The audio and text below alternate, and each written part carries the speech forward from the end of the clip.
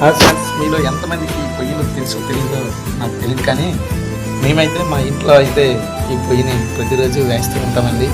ఎందుకంటే వాటర్ పెట్టడానికి, అప్పుడప్పుడు మంట కాగడానికి ఈ పొయ్యిలు వేస్తూ ఉంటాం. దీనికైతే కట్టెలు ఇవ్వండి.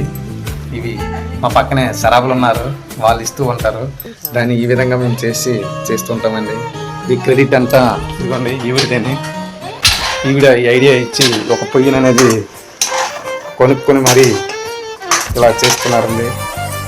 ఇదిగోండి, స్పెషల్గా అయితే ఈరోజు కర్రీ చేస్తున్నారు. ఇది చానపకాయ, పప్పు, టమాటీ వేసి మరీ చేస్తున్నారండి. ఇది స్పెషల్ కర్రీ. ఇది చాలా చక్కగా వండుతారండి ఈవిడ. తగినంత ఉప్పు, కారం వేస్తుందండి. ఇదిగోండి, ఇది కారం ఇంట్లో తీసుకొని కలుపుకోవాలండి.